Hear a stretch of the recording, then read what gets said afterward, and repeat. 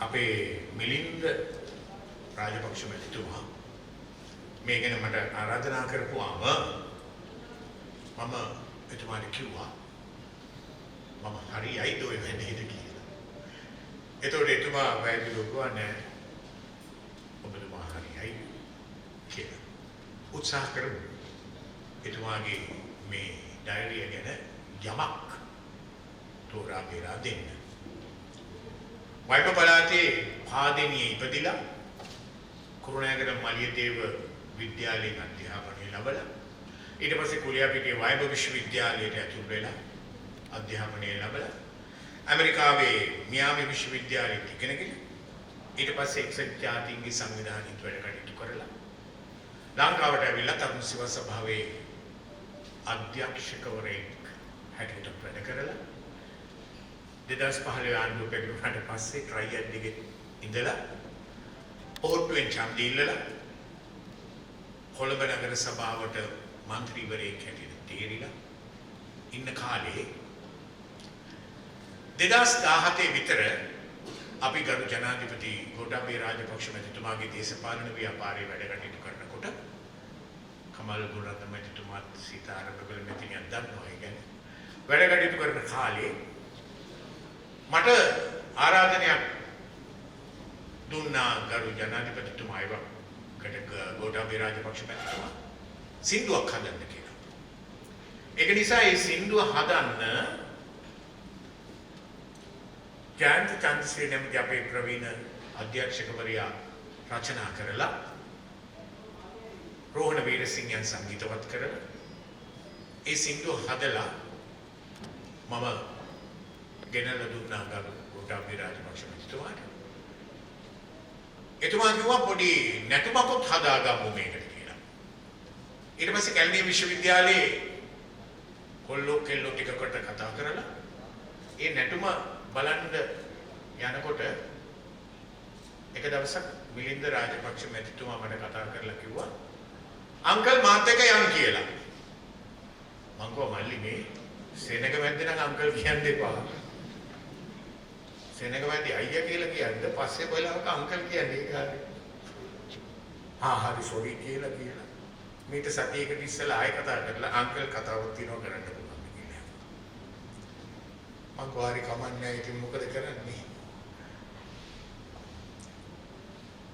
එතුමාගේ කොරෝනා ඩයරිය පිළිබඳව කතිකාව ගොඩනැගෙනකොට මමත් ඒ කතාව ලියාගෙන ආවා.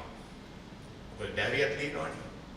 ඒක නිසා මේ කතාව ලියාගෙනයි කියන්නේ. අපේ බෞද්ධ සාහිත්‍යයේ ධනිය ගෝපාල් කතා වස්තුව කියලා එකක්. මේ ධනිය ගෝපාල් කතා වස්තුව වෙනුවෙන් අපේ යුගයේ කවියෙක් කරන පරාක්‍රම කොඩිතුවක් කවියක් ලියුවා. ඒ කවිය මෙහෙමයි. දොවාගත් කිරි බොමින් ගෝපිකාව තුරුලටගෙන මහා අසනිවරුසාවේ කන්ද උඩ මාලිගාවට වී විච්චුලතා බලන්න සිටු ධනිය ගෝපාල නුඹ කුරිරු ධනවතිකි. මේක විග්‍රහ කරනකොට කොරෝනා තීනෝ මේක කෙරවලක.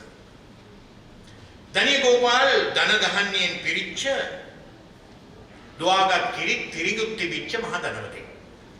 ඔහු ගෝපිකා නැමැති අංගනාවක් තුරුලටගෙන මහා ආසනි වරුසාවේ විච්චලතා ඒ කියන්නේ අකුණු සැර බලාගෙන හිටියා. කන්ද උඩ මාලිගාවට වෙලා ඉන්න ධනිය ගෝපාල් කවදාවත් හිතුවේ නෑ කන්දෙන් පහළට බහින්න. මොකද සියලු ධන දාන්නේ සියලු දේ තිබුණා.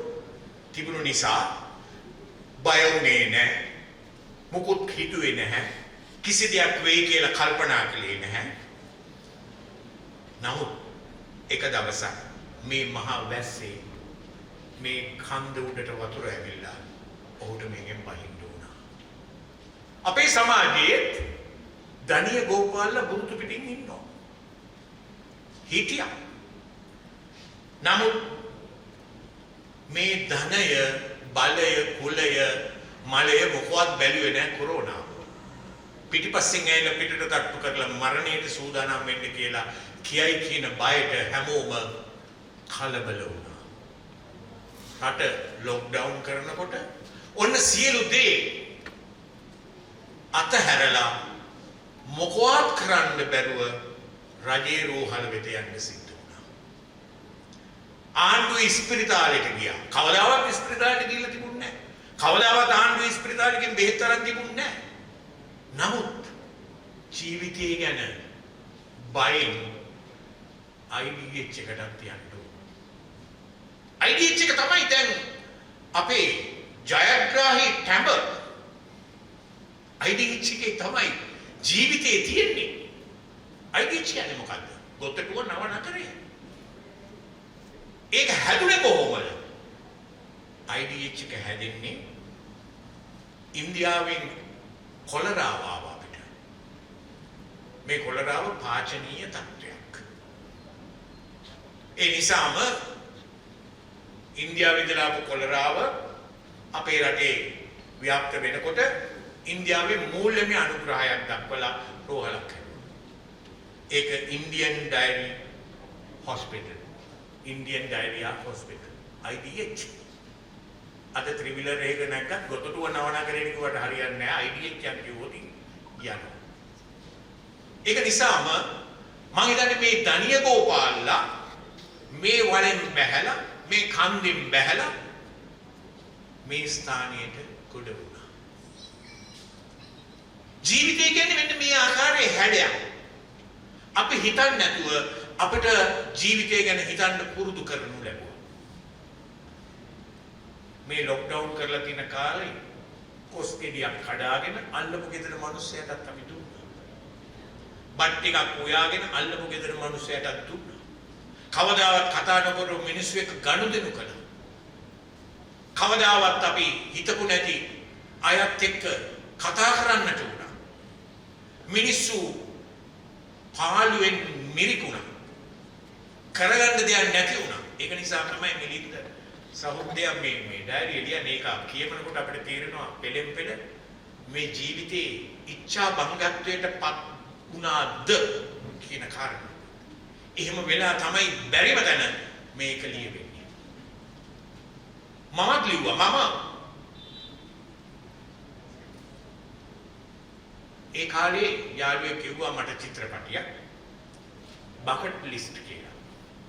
මේ චිත්‍රපටිය රඟපානවා ජැක් නිකල්සන් සහ මෝගන් ෆ්‍රීමන් කියන නළුවන් දෙදෙනා.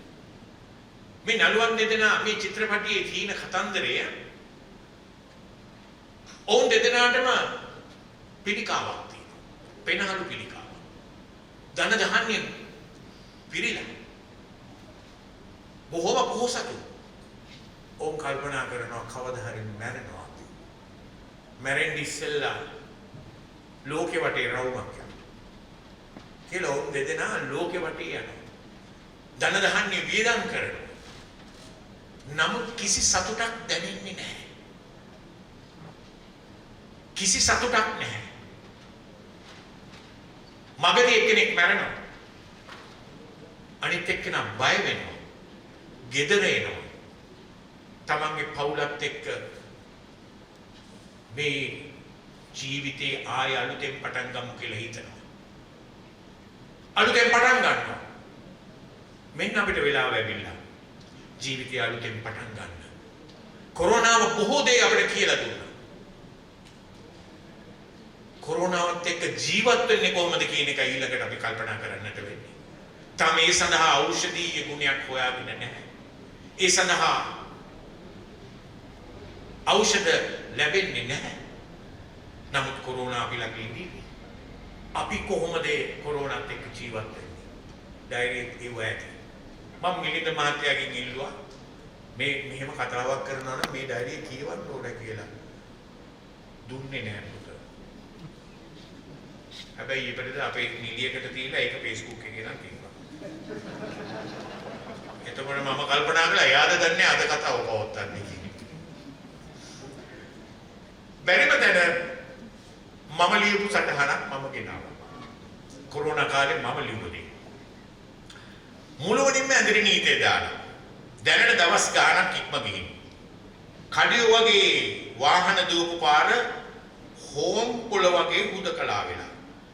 බිහිතියටත් නීතියටත් කොරෝනා තුට්ටුවකට මායිම් නොකරන සමාජ වගකීමෙන් නිර්වින්දනීය වූ ගොන් තඩි ගොබලේ ඉඳ හිට පාරට බහිනවා. උසට තිබුණු ලේන්තරි පුවක් ගහ කපලා කෙක්කක් බැඳගෙන කොස් ගහේ වන්දනාවට බරාබර වුණු ගෙඩි ටිකක් කඩලා අහල පහලට බෙදලා විඩා නිවා ගන්න සිමෙන්ති බංකුවට වාරු වුණා. කොස්සත් බර වරලා හැල්ලු වුණා. හිතේ බරක් සමාජ වගකීමක් ටිකක් විතර හැල්ලු වුණා.